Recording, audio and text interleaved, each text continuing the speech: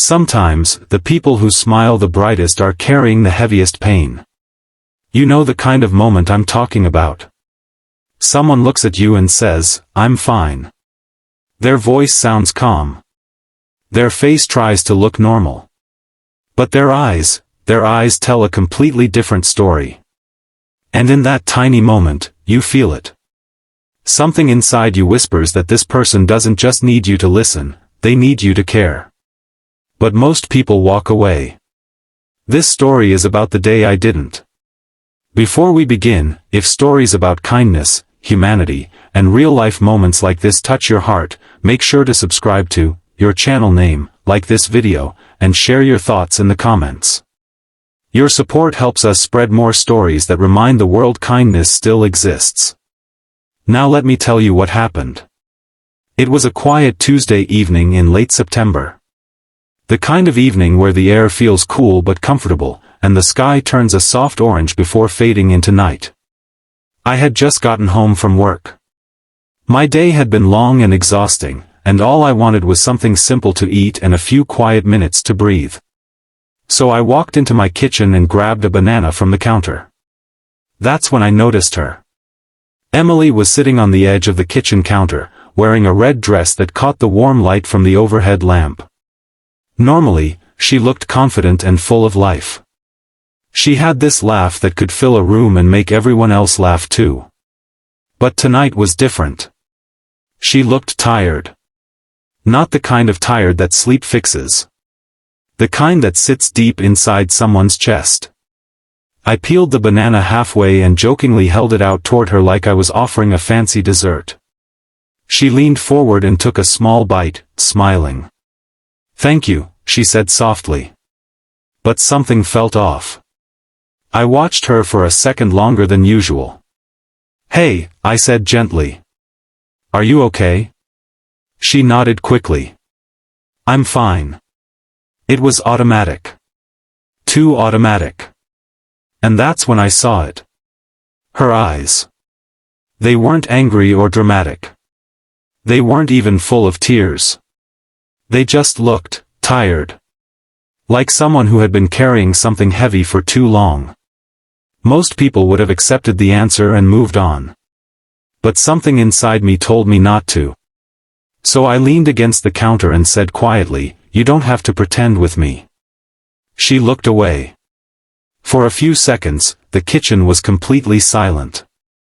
The refrigerator hummed softly. Cars passed outside.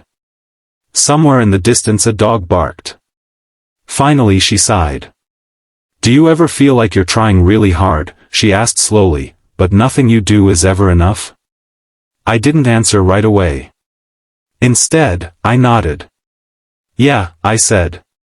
"I think everyone feels that way sometimes." She stared down at her hands. "I lost my job last week." The words came out so quietly I almost didn't hear them. "I didn't tell anyone," she continued. "Not my parents. Not my friends. I just kept pretending everything was normal." Her voice shook slightly. "And today my landlord called. I'm already late on rent." For the first time, her eyes filled with tears. "I don't know what I'm going to do." That was it. No dramatic music. No big moment. Just a simple truth finally spoken out loud. And suddenly the room felt heavier. I realized something important in that moment. Emily didn't need someone to fix her life. She just needed someone to see her. So I pulled out a chair and sat across from her. "First of all," I said calmly, "you're not alone." She wiped her eyes and laughed a little through the tears. "That's easy for you to say." "No," I replied gently. "I mean it." I told her about the year I had lost my job. About the weeks I spent sending out resumes and hearing nothing back. About the nights I stayed awake wondering how everything could fall apart so quickly. Her expression slowly softened. "You never told me that," she said. "Most people don't talk about those things," I admitted. "But maybe we should." For the next hour, we just talked. Not about solutions. Not about plans. Just about life. About how scary it can feel when things stop going the way you expected. About how lonely it can be when you think you're the only one struggling. And little by little, something changed. Her shoulders relaxed. Her breathing slowed. And that heavy look in her eyes started to fade. Then she said something I'll never forget. "Thank you for asking me again." I tilted my head. "What do you mean?" She smiled softly. "When you asked if I was okay. I almost told you the truth the first time. But I thought you were just being polite," she continued. "Most people are." She paused before finishing the sentence. "But when you asked again, I realized you actually cared." That moment hit me harder than I expected. Because she was right. So many times in life, we ask people, "How are you?" without really listening for the answer. It's just a habit. A routine. But sometimes, someone is standing right in front of us silently hoping we'll notice something deeper. And most of the time, we miss it. That night, after we talked, we made a simple plan together. Nothing complicated. The next morning, we sat down and updated her resume. We looked through job listings. We even laughed a little when one job description asked for 10 years of experience for an entry-level position. But the biggest change wasn't the plan. It was the hope. Because kindness has a strange power.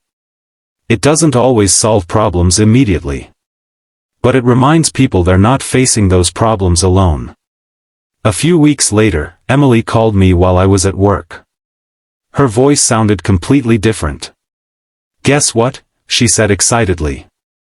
"I got the job." I couldn't help smiling. It wasn't just a job. It was a fresh start. Later that evening, we sat in the same kitchen again. Same counter. Same warm lights. This time she looked lighter. Happier. And before leaving, she said something that stuck with me.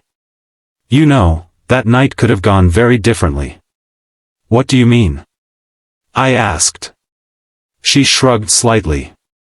"If you had just accepted, 'I'm fine,' I probably would have kept everything bottled up." She looked around the kitchen thoughtfully. But one small moment of kindness changed everything. And she was right. Because kindness doesn't always look dramatic. Sometimes it's just asking someone one more question. Sometimes it's listening a little longer. Sometimes it's noticing the pain hiding behind a smile. That's the beautiful thing about kindness. It doesn't require money. It doesn't require special skills. All it requires is attention. And the courage to care. So the next time someone tells you they're fine, take a second look. Listen to their voice. Look into their eyes. Because you never know when a small moment of kindness could change someone's entire story. And maybe, just maybe, the world becomes a little warmer because you chose to care. If this story touched your heart, don't forget to subscribe to your channel name, like this video, and share in the comments a moment when someone's kindness changed your day. Because kindness is contagious. And the more we share it, the more the world needs it.